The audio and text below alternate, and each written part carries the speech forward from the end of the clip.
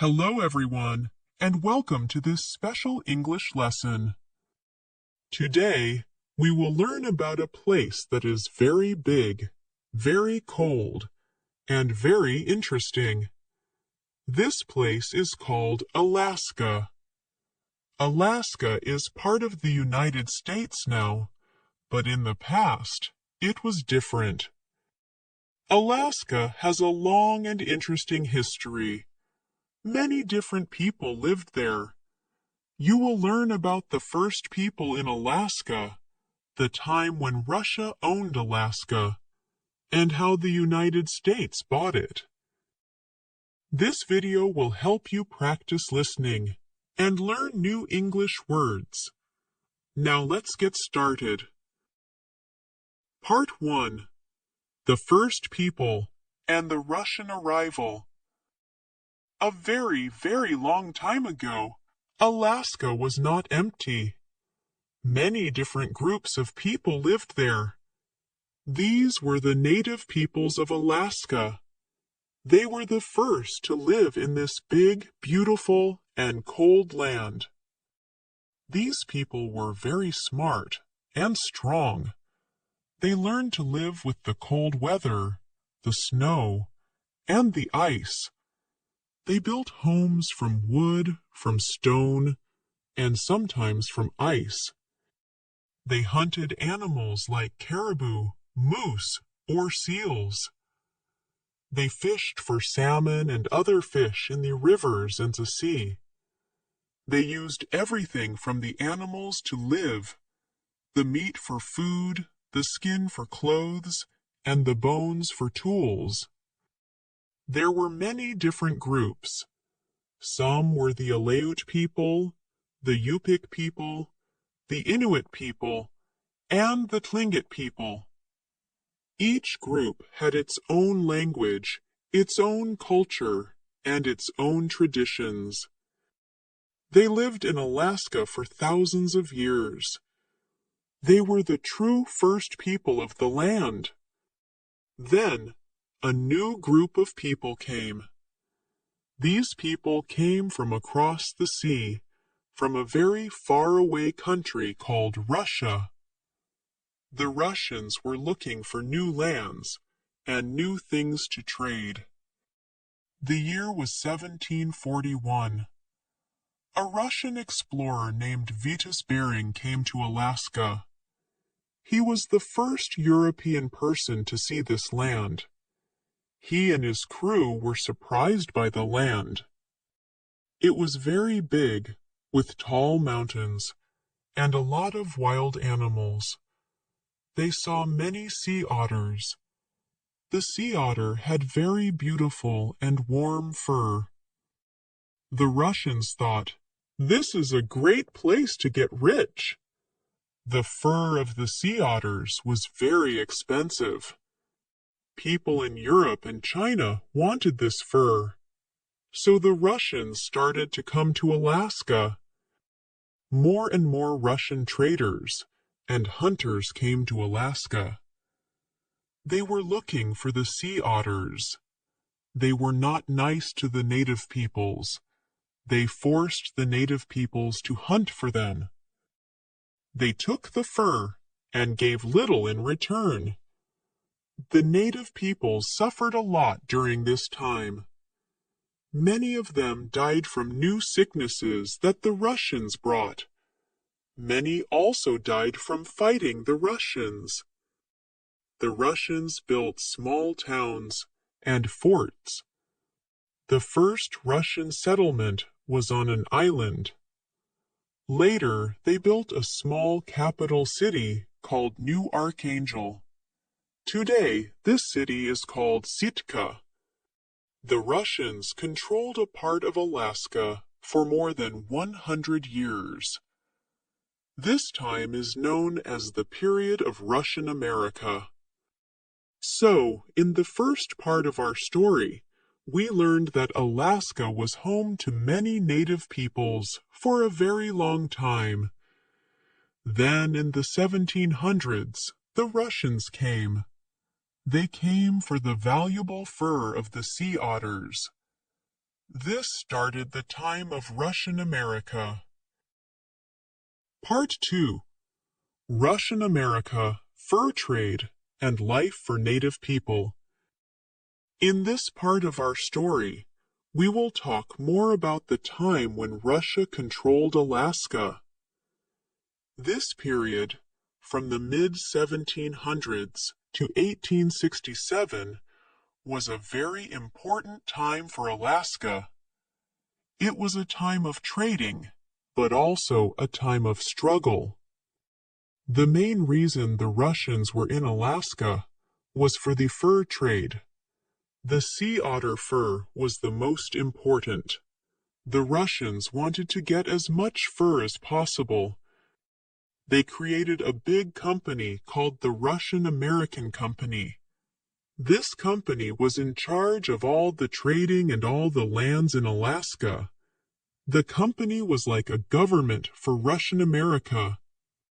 The Russian American Company was led by a man named Alexander Baranov. He was a very strong leader. He made the company very successful.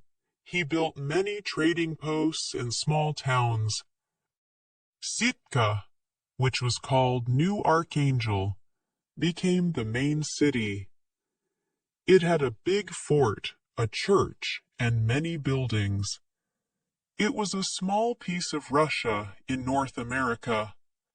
But life in Russian America was not good for everyone. The native peoples were forced to work for the Russians. The Aleut people, in particular, were forced to hunt in the cold sea for the sea otters. Many of them were hurt or died. Their population went down a lot. The Russians also brought new ways of life. They brought the Russian Orthodox religion. Many native peoples became Orthodox Christians. The Russians also brought new tools and new foods. But these new things did not make up for this bad treatment and the new sicknesses that the native peoples faced. After a while, the number of sea otters started to go down. There were not as many as before. The Russians had hunted too many. This was a big problem for the Russian American Company. They were making less money. The Russian government also started to have problems. They were fighting wars in other parts of the world. The company in Alaska was very far away. It was difficult and expensive to send supplies and people to Alaska. It was also difficult to protect Alaska. So, the time of Russian America was a time of big business with fur. It was good for the Russian American Company for a while, but it was very hard for the native peoples, and it was also becoming a problem for the Russian government. They were making less money, and it was too difficult to control a land so far away. This leads us to the next part of our story, where we will learn why Russia decided to sell this big land. Part 3. Why Russia sold Alaska. Now we come to a very important question. Why did Russia sell Alaska to the United States? This was a very big decision. It was not easy for Russia to sell such a big piece of land. But there were several very good reasons. The first reason was money. The Russian government was in a lot of debt. Debt means they owed a lot of money to other countries. Russia had just finished a big war called the Crimean War. This war was very expensive. The Russian government needed money to pay its debts and to help its economy. They saw Alaska as a place that was not making them much money anymore. The sea otter fur trade was not as profitable as it used to be. They had hunted too many sea otters. The Russian-American company was not doing well. Selling Alaska seemed like a good way to get a lot of money quickly. The second reason was the fear of losing Alaska to Great Britain. At that time, Russia and Great Britain were not friends. They were rivals. Great Britain was a very powerful country. It had a very strong navy. Great Britain also had a colony very close to Alaska. This was Canada. The Russians were afraid that if a war started with Great Britain, the British army from Canada would easily march into Alaska and take it. It would be very difficult for Russia to protect Alaska because it was so far away. They would have to send ships and soldiers all the way across the sea. The British were right next door. Russia thought it was better to sell Alaska to a friendly country, the United States, than to lose it for free to an enemy, Great Britain. The third reason was the difficulty of control. Alaska was very, very far away from the capital of Russia, St. Petersburg. It took many months to send a letter from Russia to Alaska. It was almost impossible to send soldiers and supplies quickly. It was too big and too far to manage. The Russian government felt that they could not properly control this land. They did not have enough people to live there. The population of Russians in Alaska was very small, only a few hundred people.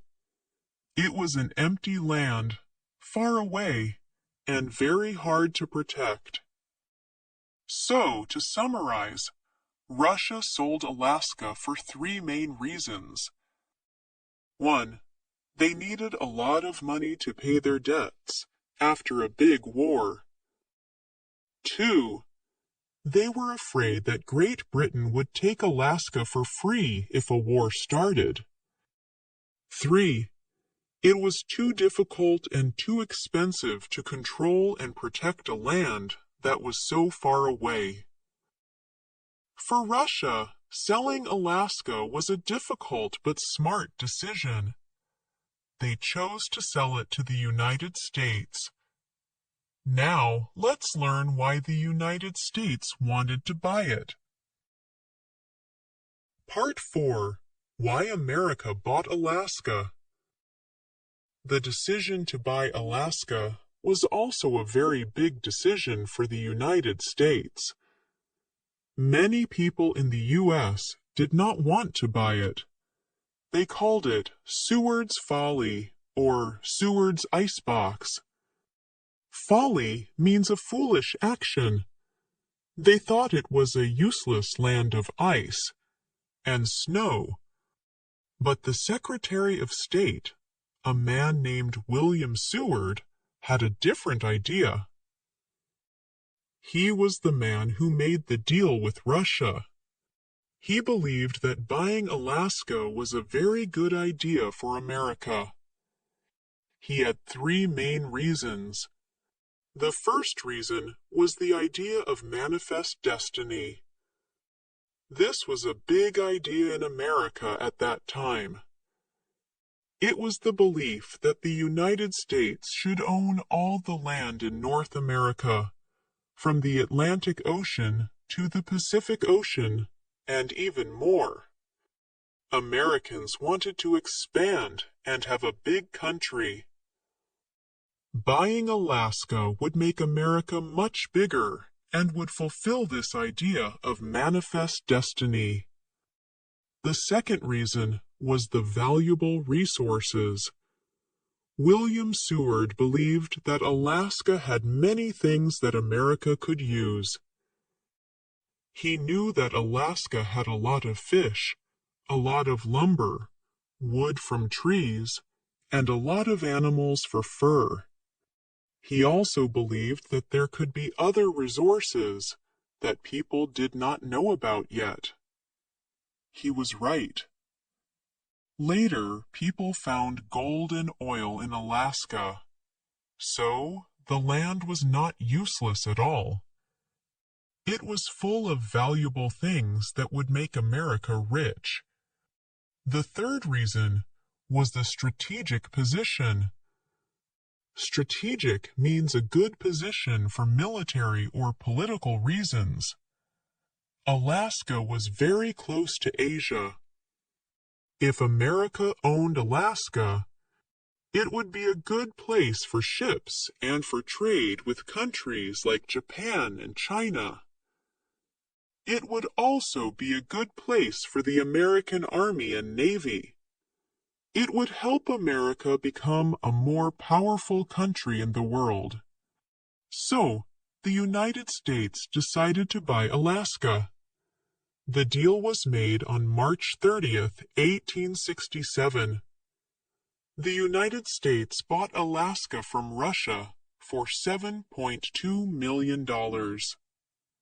In today's money, this is not very much for such a big piece of land. It was about 2 cents per acre. Acre is a unit for land size. It was a very good price for America. The treaty was signed in Washington, D.C. The flag of Russia was taken down in Sitka, Alaska, and the flag of the United States was put up. Alaska officially became a part of the United States. People still called it Seward's Folly for a long time. But in the next part of our story, we will see that it was not a foolish idea at all. Part 5. The Discovery of Gold and the Growth of Alaska. After the United States bought Alaska, many people did not care about it. They still thought it was just a big icebox. The U.S. government did not pay much attention to Alaska for a long time. It was not a state or even a territory. It was just a big empty land that the Army and Navy watched over. There were very few Americans living there, but this all changed in the year 1896. A very important thing happened. Gold was discovered. Gold was found in the Yukon region, which is right next to Alaska and Canada. Many people came to the area. This was the start of the Klondike Gold Rush. Gold rush means when many people go to a place to find gold. The easiest way to get to the Klondike was to go through Alaska. So many people came to Alaska, especially to the town of Skagway. They traveled through Alaska on their way to the gold fields. This made Alaska's towns grow. People started to see that Alaska was not just an empty land. It was a place with opportunities. Then, more gold was found in Alaska itself, in a place called Nome, and later in Fairbanks. This brought even more people to Alaska. People who were looking for gold, people who opened stores, people who built new towns. The population of Alaska grew very fast. The gold rush changed everything for Alaska. The U.S. government started to pay more attention. They saw that Alaska was a valuable land. They realized that it needed a government and laws. The nickname Seward's Folly started to fade away. People began to see that William Seward had been very smart to buy the land. In 1912, the U.S. government made Alaska a territory. Territory is a part of a country that does not have the same power as a state. It had its own government, but it was still controlled by the U.S. government in Washington, D.C. This was a big step for Alaska. It was no longer just a neglected piece of land. It was a real part of America. The discovery of gold was the most important thing that happened in the early American history of Alaska. It brought people, it brought business, and it showed the true value of the land. It set the stage for Alaska to become even more important in the future. Part 6. Alaska becomes a state and its modern role. After the gold rush, Alaska continued to grow slowly. It was a very big place, but still with a small population. Then, in the 20th century, two big events made Alaska even more important. The first big event was World War II. The war was from 1939 to 1945. During this war, Japan, an enemy of the United States, attacked some islands in Alaska. The U.S. government realized that Alaska was in a very important strategic location. It was a defense point for America. The U.S. sent many soldiers to Alaska. They built many new military bases. They also built a new road from the United States to Alaska. This road was called the Alaska Highway. This brought even more people and more investment to Alaska. The war made Alaska a very important place for the defense of the United States. After the war, many people wanted Alaska to become a full state. They believed that Alaska should have the same rights as other states. They wanted to have their own power to make decisions. The people of Alaska worked very hard to convince the U.S. government. Finally, their dream came true. On January 3, 1959, Alaska officially became the 49th state of the United States. It was a day of celebration for all the people in Alaska. They were no longer a territory. They were a full state with their own power and their own voice in the country. The second big event happened in the late 1960s. People discovered a lot of oil in Alaska. They found a huge amount of oil in a place called Prudhoe Bay in the far north of Alaska. This was a very important discovery. Oil is a very valuable resource. It made Alaska very rich. The government of Alaska used the money from the oil to help the people. They built a long pipeline, called the Trans-Alaska Pipeline, to take the oil from the north to the south of the state.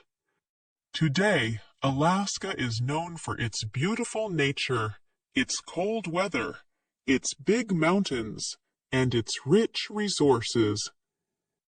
It is a very important part of the United States. Its history, from the first native peoples to the Russian traders, to the American purchase, to the gold rush, and finally to statehood and oil, is a story of big changes and great importance. The decision to buy the icebox for just $7.2 million turned out to be one of the best deals in American history. That's the end of our lesson for today. If you enjoyed it, don't forget to give it a like and share it with your friends. You can also leave a fun fact about Alaska in the comments. Let's keep learning together. Thanks for watching.